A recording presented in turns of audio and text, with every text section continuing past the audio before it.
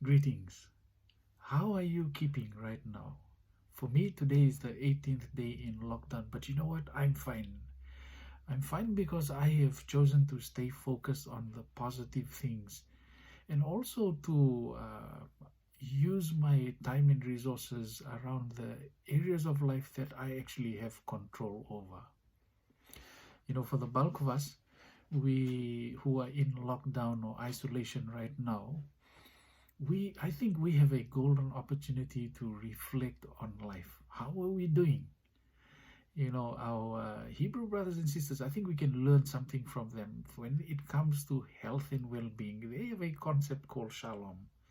And for them, Shalom wasn't just a greeting, and it meant that if your health, health for them wasn't just the absence of sickness and so forth, if they were doing well in all aspects of their life, then they had peace. They had well-being in life.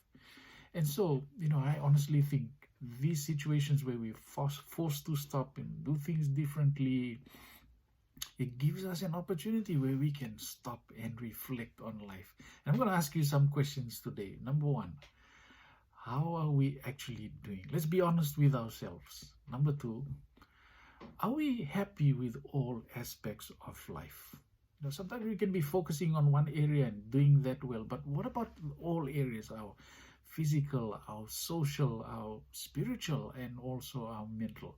Are we happy with all aspects of life? Number three, if not, what can we do differently? And then the final question I have for you is it possible that we can start implementing essential changes now?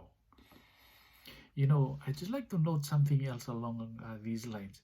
If we are not careful, the pressures of life will mold us into a path that could ultimately be very destructive for us. So stop, take stock, and evaluate and make positive decisions now.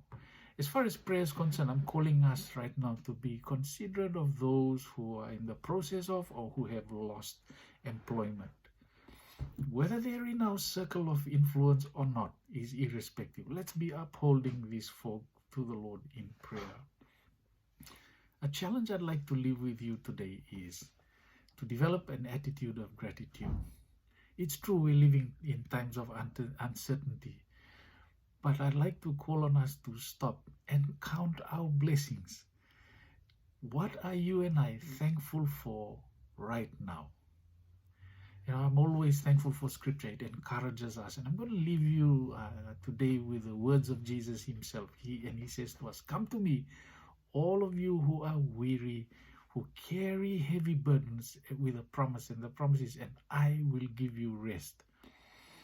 Take my yoke upon you. Let me teach you, because I'm humble, gentle at heart."